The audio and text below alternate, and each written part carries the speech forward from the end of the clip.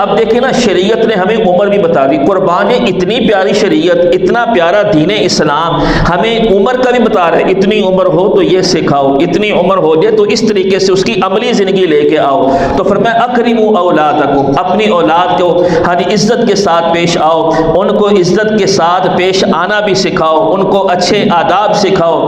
اسی طرح فرمایا کسی کے ہاں بیٹیاں، ان کی اچھے طریقے سے تربیت کرے، اس کی تعلیم و تربیت کا معاملہ، ان کے ساتھ یہ نہ ہو کہ بیٹوں کو زیادہ ترجیح دے اور اس کے مقابلے کے اندر بیٹی کو کم ترجیح دے۔ یہ ہمارے معاشرے کا بہت بڑا المیہ ہے۔ اگر جہالت کے دور کے اندر بچیوں کو زندہ دفن کیا جاتا تھا تو آج ان کے حقوق کو دفن کیا جا رہا ہے۔ بیٹی کے نام کو جیسے اس دور کے اندر عیب سمجھا جاتا تھا، آج بھی بیٹی کے نام کو ایک بوجھ سمجھا جاتا ہے۔ یہ کس نے بوجھ بنایا ہے؟ کیا اسلام نے کہا ہے؟ کیا کسی آسمانی کتاب کے اندر لکھا ہے؟ ہم نے رسم و رواج اتنے اپنائے۔ گزشتہ جمعۃ المبارک ہمارا کس عنوان کے اوپر ہوا تھا کہ شادی کے موقع کے اوپر، نکاح کے موقع کے اوپر 3 آیات جو خطبہ نکاح کے اندر پڑھی جاتی ہیں، تینوں کے اندر یہ کہا جا رہا ہے بھائی ہر معاملے کے اندر اللہ کی ذات سے ڈرو۔ آج ہمارے ایسا کلچر بن چکا ہے، ہندوانہ جو رسم و رواج ہیں وہ ہماری خوشیوں اور غموں کا حصہ بن چکی ہیں۔ ہم بدنی طور کے اوپر آزاد ہیں، ذہنی طور کے اوپر آج بھی ہمارے اندر وہی کلچر، وہی تہذیب، وہی معاملات چل رہے ہیں کہ بیٹی کا نکاح مشکل سے مشکل ترین بنا دیا گیا ہے ان رسم و رواج کے اندر۔ یار کیسا عجیب قانون ہے۔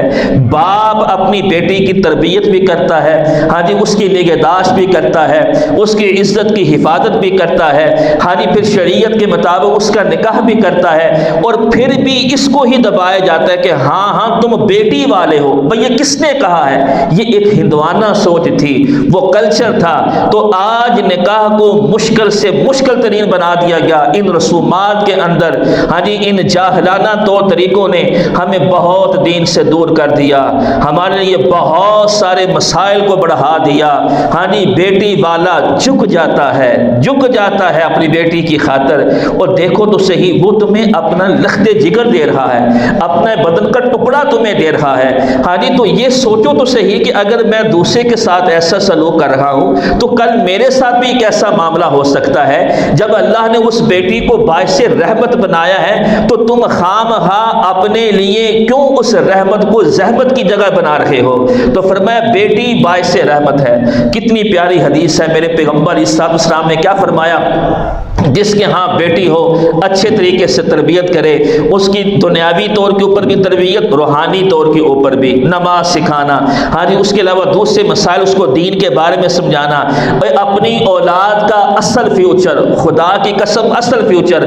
آج میں بھی اسی سوچ کے اندر ہوں، میں کیا دنیا حاصل کر رہا ہوں؟ ہر آدمی، ہاں جی میں سوچوں کہ میرے مرنے کے بعد اولاد کا کیا بنے گا، ہر آدمی اسی فکر کے اندر ہے۔ کیا میں نے اور کبھی آپ نے اپنے ذہن میں سوچا ہے کہ ہم اپنے بارے میں یہ سوچ رہے ہیں کہ ہمارا مرنے کے بعد اولاد کا کیا بنے گا؟ تو کیا اس اولاد کا مرنے کے بعد کیا بنے گا؟ ان کا فیوچر کیا ہوگا؟ قرآن تو کہتا ہے یا ایھا الذین آمنوا قوا انفسکم واہلیکم نارا، لوگوں اپنی ذات کے نہیں اپنی اولاد کو بھی جہنم کی آگ سے بچاؤ، ان کی تربیت ایسی کرو، ان کو اپنے رب سے مانگنے کا سلیقہ تو بتاؤ، ہاں جی ان کو بتاؤ رب ہی تمہارا خالق ہے، وہی ہر چیز کو تقویت بخشنے والا، اسی کے ہاتھ میں عزت اور ذلت ہے، اسی کے ہاتھ میں کامیابی اور ناکامی ہے، اسی سے مانگو، وہی ہر ایک چیز عطا کرنے والا ہے۔ اپنے بچوں کے ذہن کے اندر اس بات کو تربیت کرے، ڈالیں ان کے ذہن کے اندر یہ ہم کس رستے کے اوپر چل پڑے، اپنے اللہ سے اپنے تعلق کو توڑ دیا، ہاں جی اور اوروں کے غیروں سے اپنے رشتوں کو جوڑ لیا، یہ یقیناً انسان کے لیے بہت بڑا المیہ ہے۔ سمجھ نہیں آتی کہ ہم کس طریقے سے اپنی زندگی گزار رہے ہیں۔ 9 ماہ تک ہاں جی جو بچہ اپنی ماں کے پیٹ کے اندر پرورش پا رہا ہے، وہ کون اس کو روزی دے رہا ہے، کون اس کے اعضاء کو بنا رہا ہے، کون اس کے اندر روح کو ڈال رہا ہے، کون اس کے اندر مختلف مراحل سے ہڈیوں کے اوپر گوشت کو چڑھا رہا ہے، کون ہے کہ جس وقت وہ دنیا کے اندر آیا تو اس کو بتایا، وہ کسی یونیورسٹی سے پڑھ کے نہیں آتا، تجھے بھوک لگے تو تو نے رو کے اپنی ماں کو کہنا ہے۔ کس نے ماں کے دل میں کہا کہ ماں کی ممتا کے اندر محبت ڈال دی کہ بچہ بھوک سے بلبلا رہا ہے تو فرمایا وہ اس کو اپنے سینے سے لگاتی ہے، اس کی روزی کا انتظام کرتی ہے۔ 9 ماہ جہاں تک بچہ اپنے رب کو خالق مانے، اپنے رب کو رازق مانے اور دنیا کے اندر آئے تو پھر اس کا خالق بھی بدل جاتا ہے، اس کا رازق بھی بدل جاتا ہے۔ ہاں جی، جب روح نہیں تھی، جب روح ڈالی گئی اس وقت خالق اللہ، دنیا میں تو تیرا خالق اور بن گیا ہے۔ خدا کے لیے اپنے بچوں کی تربیت اس طریقے سے کریں۔ حضرت ابراہیم علیہ السلام بیابان جنگل کے اندر حضرت اسماعیل کو جس وقت چھوڑا تو اپنے رب سے کیا دعا کر رہے تھے کہ یا اللہ میری اولاد کو نمازی بنا، میری اولاد کو شرک جیسے فعل سے بچا۔ تو ہم اپنے بچوں کی تربیت ایسی کریں دنیا کے اندر ہم رہیں نہ رہیں، ہمارے لیے یہ بہترین صدقہ جاریہ بن جائے۔ ہاں جی، اب دیکھیں نا کہ جس وقت بات آتی ہے نا وہی یہ کسی مسلک، واللہ قسم بخدا مسلک سے ہٹ کر کسی کی اگر ماں دنیا سے رخصت ہوئی ہے نا، اس بیٹے سے پوچھو، اس بیٹی سے اس کے دکھ کے پوچھو۔ کسی کا بھائی دنیا سے رخصت ہوا ہے، وہ اس بھائی کو پوچھو وہ کس دکھ کے اندر ہے۔ کوئی کسی کے درد کو کیا جان سکتا ہے؟ تو جب ہماری ہی اولاد نماز کے اندر یہ پڑھے گی 5 مرتبہ ربنا اغفر لی ولوالدی وللمؤمنین، تو کیا اللہ اس کی دعا کو رد کر دے گا؟ جس درد کے ساتھ وہ پڑھ رہا ہوگا اپنے والدین کے لیے، جس درد کے ساتھ وہ بیٹی پڑھ رہی ہوگی، یقیناً اللہ تعالیٰ بھی رحم فرمائے گا، رحمت کرے گا۔ تو ہم اس طریقے سے تربیت کریں کہ اپنے اولاد کے لیے دنیاوی تربیت کے ساتھ ساتھ روحانی تربیت بھی کریں۔ تو بات چل رہی تھی کہ اللہ کے پیغمبر صلی اللہ علیہ وسلم نے کیا فرمایا کہ جو اپنی بیٹی کی بہترین طریقے سے نگہداشت کرے، پرورش کرے، اچھی جگہ کے اوپر نکاح کرے، فرمایا جنت کی ضمانت اللہ کا پیغمبر اپنی نبوت کی زبان سے اس کو دیتا ہے۔ بلکہ یہاں تک فرمایا آپ نے 2 انگلیاں اٹھائیں اور فرمایا یہ دونوں انگلیاں میری ملی ہوئی ہیں، فرمایا اسی طرح وہ آدمی جو اپنی بچیوں کی تربیت بھی اچھے طریقے سے کرے، ہاں جی، ان کی محبت کے مقابلے کے اندر یہ نہیں ہے کہ بیٹوں کو زیادہ ترجیح اور بیٹی کو نہیں، فرمایا ان کو محبت کے اندر ترجیح بھی دے۔ فرمایا جس طرح یہ میری 2 انگلیاں ملی ہوئی ہیں اسی طرح جنت کے اندر بھی وہ میرے ساتھ اسی طرح ہوگا۔ تو فرمایا کتنی بڑی بشارت ہے۔ تو آج اس رحمت کو ہم نے کیوں مشکلات کے اندر اس کو ذریعہ بنایا؟ ہم اس کے مجرم ہیں، شریعت نے نہیں کہا۔ عجب بات ہے، یورپ نے ہمارے دین اسلام کو دیکھ کر انہوں نے اپنے اندر وہ کلچر لے آئے اور ہم ان سے بھی پتہ نہیں کس طریقے سے متاثر ہوئے اور جتنی بھی غلط رسومات تھیں ہم نے اس کو اپنا لیا۔ وہ آج بھی اگرچہ کلمہ سے محروم ہے اس دولت سے، لیکن اس کے کئی معاملات وہ ہم سے بھی کئی گنا بہتر ہیں۔ کیوں وجہ ہے کہ ہم مسلمان ہو کے اس بات سے دور ہو گئے؟ اس لیے تو اقبال نے کہا تھا وضع میں ہو تم نصارہ تو تمدن میں خنود، کہ کیا ہو گیا تمہاری وضع کا تھا یہودیوں جیسی، نصارہ جیسی، تم وہ مسلمان ہو جسے دیکھ کے شرمائیں گے یہود کہ یہ وہ مسلمان ہے۔ تو بہرحال اللہ کے پیغمبر صلی اللہ علیہ وسلم نے بشارت دی۔ اس کے علاوہ حقوق العباد کے اندر والدین کے حقوق، اولاد کے حقوق، فرمایا اسی طرح میاں اور بیوی دونوں کے حقوق ہیں۔ سب سے مقدس ترین رشتہ کائنات میں جو سب سے پہلے بنا وہ مرد اور عورت یعنی زوجین یعنی خاوند اور بیوی کا، فرمایا اب دونوں کے اوپر لازمی ہے کہ وہ دونوں کے حقوق کا خیال کریں۔ ہاں جی، فرمایا اگر عورت کو یہ کہا جاتا سجدہ تعظیمی، سجدہ ایک ہوتا ہے تعظیم کا، ایک ہوتا ہے عبادت کا، عبادت کا سجدہ صرف اللہ کی ذات کے لیے، کسی شریعت میں سجدہ تعظیمی نہیں ہوا، یعنی عبادت کا نہیں ہوا، تعظیم کا ہوتا رہا۔ تعظیم کا کیا ہے؟ کسی کی عظمت کو دیکھ کے اس کے سامنے جھک جانا، جیسا کہ فرشتوں نے حضرت آدم علیہ السلام کو جو سجدہ کیا تھا وہ تعظیم کا تھا، عبادت کا نہیں تھا کہ عبادت کا سجدہ کرو۔ عبادت کا سجدے کے لائق صرف ایک اللہ کی ذات ہے، اس کی ذات کا خاصہ ہے، اس کے علاوہ کسی اور کا نہیں ہو سکتا۔ یوسف علیہ السلام کے بھائیوں نے بھی سجدہ کیا، یوسف علیہ السلام کو وہ کس کا تھا؟ تعظیم کا۔ تو میں اگر تعظیم کا سجدہ کسی کے لیے جائز ہوتا تو اللہ ہانی بیوی کے حکم دیتا کہ تم اپنے خاوند کو سجدہ کرو، لیکن فرمایا شریعت محمدیہ کے اندر اس سجدے کو بھی کیا کر دیا گیا؟ ختم کر دیا گیا۔ لیکن بتایا گیا ہے کہ اس حد تک تعظیم کرنی چاہیے عورت کو اپنے خاوند کی۔ اسی طرح فرمایا خاوند کے اوپر تمہارے اوپر بھی ذمہ داری ہے اس کے کھانے کی، اس کے پینے کی، اس کے لباس کی۔ اچھا خود کھا رہے ہو اس کو بھی اچھا کھلاؤ، اچھا خود پہن رہے ہو اس کو بھی اچھا پلاؤ۔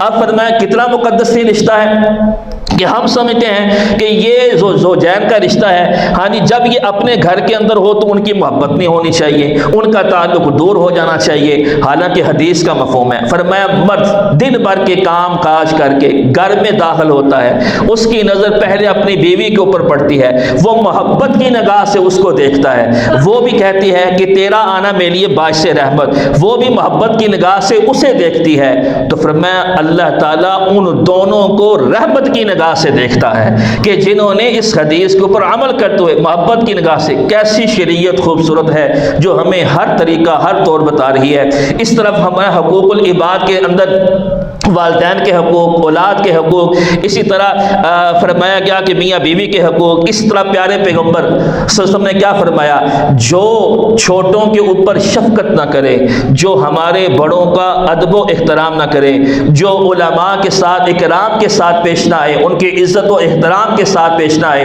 اللہ کے پیغمبر نے فرمایا اس کا ہمارے ساتھ کوئی تعلق نہیں ہے۔ اچھا بھئی ان پوائنٹ کو اگر ہم دیکھیں کیا وجہ ہے بچوں کے ساتھ شفقت کے ساتھ پیش آنا، کیوں؟ محدثین کہتے ہیں اس کی وجہ کیا ہے، ان کے دامن میں بیچاروں کے گناہ نہیں ہے، وہ معصوم ہیں، اس لیے تو بچے کے اندر ایک کشش ہوتی ہے جو ہر ایک انسان کو اپنی طرف کھینچتی ہے، فطرتی طور کے اوپر معصوم بچوں کی محبت انسان کے دل میں بیٹھتی ہے۔ فرمایا ان کے ساتھ شفقت کرو کہ ان کے دامن میں گناہ نہیں، بڑوں کا ادب کرو، بھئی یہ مجھ سے عمر میں زیادہ ہیں، ان کی نیکیاں بھی زیادہ ہیں، ان کے اعمال بھی زیادہ ہیں۔ علماء کا احترام کیوں کہ فرمایا العلماء ورثۃ الانبیاء، میں ان کا احترام اس لیے کر رہا ہوں کہ ان کی نسبت میرے نبی کی طرف نہیں، سب نبیوں کی طرف ہے۔ کیوں؟ فرمایا جو انبیاء ہیں، جو علماء ہیں، العلماء ورثۃ الانبیاء، وہ انبیاء کرام علیہ السلام کے وارث ہیں، اس بنا کے اوپر۔ اسی طرح فرمایا پیارے پیغمبر صلی اللہ علیہ وسلم نے حقوق العباد کے معاملے کے اندر فرمایا، آپ نے صحابہ سے سوال کیا حقوق العباد کے معاملے کے اندر کہ بتاؤ میری امت کا مفلس آدمی کون سا ہے؟ فرمایا کسی نے فرمایا جس کے پاس دراہم نہ ہو، کسی نے کہا کسی کے پاس مال و اسباب نہ ہو، فرمایا نہیں، میری امت کا مفلس آدمی وہ ہے قیامت کے روز اس کے اعمال اتنے زیادہ ہوں گے کہ لوگ اس کے اعمال دیکھ کے رشک کریں گے، بھائی اس کی زندگی کے اندر تو بڑی نیکیاں ہیں، پہاڑوں کے برابر نیکیاں، لوگ کہیں گے یہ تو کامیاب ہو گیا، اچانک حقدار کہیں گے نہیں یا اللہ اس نے میرا حق دینا ہے، دوسرا اٹھے گا یا اللہ اس نے میرا حق دینا ہے، تیسرا اٹھے گا، اب وہاں پر کیا ہوگا، اعمال کو اس کے بدلے میں ہاں جی جو حقدار ہے ان کو دے دیا جائے گا، بالآخر وہ خالی ہاتھ رہ جائے گا، جو پہاڑوں کے برابر نیکیاں لے کے آیا تھا وہ اس کا دامن خالی ہو جائے گا۔ اب کیا ہوگا، اب حقدار لینے حق والے ابھی بھی باقی ہیں، اب اس کے جو گناہ ہوں گے تو ان کے وہ اس کے اوپر ڈالے جائیں گے، بالآخر فرمایا طُرِحَ فِی النار، اس کو جہنم کی آگ میں پھینک دیا جائے گا۔ تو وہی معاملہ حقوق اللہ ہو یا حقوق العباد ہو، ان دونوں معاملات کو ہم نے مقدم رکھتے ہوئے اپنی زندگی کو گزارنا ہے، کیونکہ اسلام ہمیں پہلے انسانیت سکھاتا ہے، پھر اس کے بعد ہمیں سکھاتا ہے کہ تم نے اپنے رب کی بندگی کیسے کرنی ہے۔ تو یہ ساری چیزیں تبھی آئیں گی جب ہمیں علم دین حاصل ہوگا، جب ہم دین کے بارے میں تجسس کریں گے، ہمیں اس کے بارے میں طلب رکھیں گے کہ ہمیں دین کے بارے میں یہ مسئلہ بھی پتہ چل جائے، یہ مسئلہ پتہ چل جائے، کیونکہ دین اسلام ایک مکمل انسان کی زندگی گزارنے کے لیے ایک مکمل دستور ہے، ایک مکمل ضابطہ حیات ہے۔ ہمیں ضرورت ہے کہ ہم اس دین کو جانتے ہوئے جب زندگی کو گزاریں گے، جب حقوق اللہ کے اوپر عمل پیرا ہوں گے، حقوق العباد کے اوپر بھی ہوں گے، تو یقیناً پھر اللہ تعالیٰ حالات معاملات بھی ہمارے مطابق کرے گا، یقیناً اللہ تعالیٰ وہ سارے معاملات ہمارے مطابق کریں گے جو ہماری چاہت کے مطابق ہوں گے۔ لیکن جب ہم اس معاملے کے اندر نہ حقوق اللہ کی پرواہ کریں گے نہ حقوق العباد کی پرواہ کریں گے، تو پھر ایسے ہی حالات ہوں گے جیسے ہم اپنی آنکھوں سے مشاہدہ کر رہے ہیں۔ اللہ سے دعا ہے کہ اللہ تعالیٰ ہمیں صحیح معنوں کے اندر حقوق اللہ ہوں یا حقوق العباد ہوں، ان کو احسن طریقے سے پورا کرنے کی توفیق عطا فرمائے۔